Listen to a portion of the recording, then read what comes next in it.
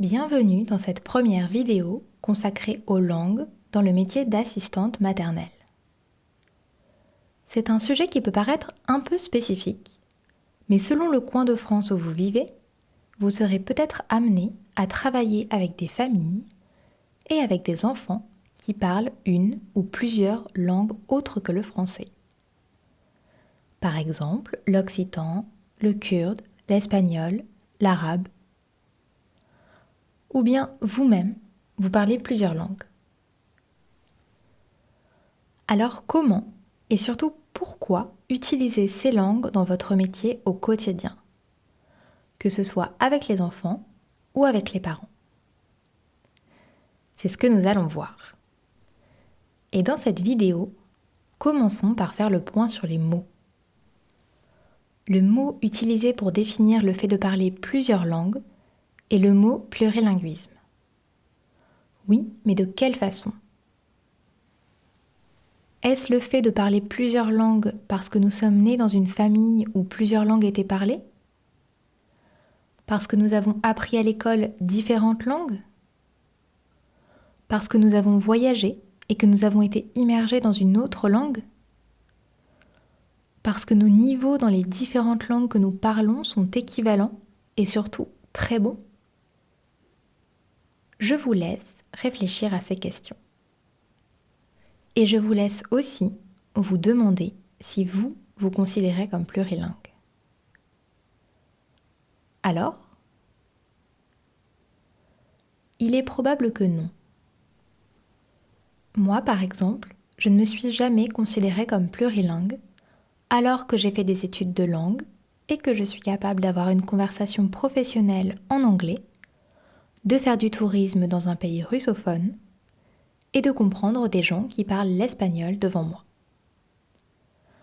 Mais pendant longtemps, j'ai cru qu'il fallait parler, écrire, comprendre parfaitement deux langues pour être et pour se sentir plurilingue. Car pendant longtemps, c'était la définition la plus répandue. Mais il y a plusieurs manières de définir le plurilinguisme. Et la définition que nous voulons vous partager est une définition concrète, ouverte, actuelle. Nous sommes plurilingues quand nous pouvons utiliser différentes langues dans différents moments et différents contextes de notre vie. Par exemple, dans votre immeuble, il y a ce couple. Elle est coréenne, il est français. Ils ont un jeune enfant à qui ils parlent respectivement coréen et français.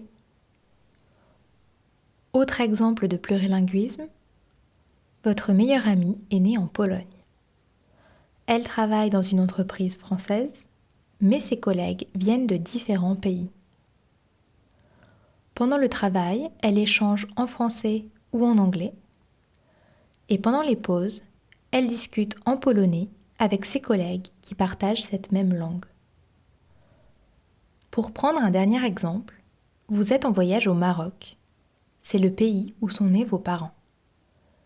Et selon les personnes que vous croisez, vous parlez un peu français, un peu arabe, un peu berbère, et parfois même, vous parlez ces trois langues en même temps. Est-ce que ces situations vous parlent? Vous font-elles penser à certaines familles avec qui vous travaillez? À certaines collègues assistantes maternelles? Ou bien à vous-même? Si oui, tant mieux. C'est la preuve que les langues circulent autour de nous. Mais ce que nous voulons montrer avec ces exemples, c'est que le plurilinguisme est un art.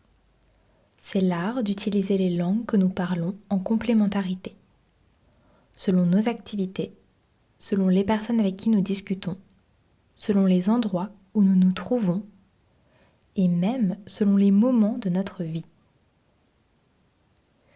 C'est un art, et c'est aussi une richesse pour les personnes et pour la société.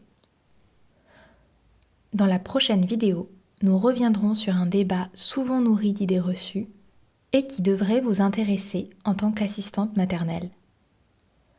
Parler plusieurs langues, c'est bien ou c'est mal pour les tout-petits? À bientôt!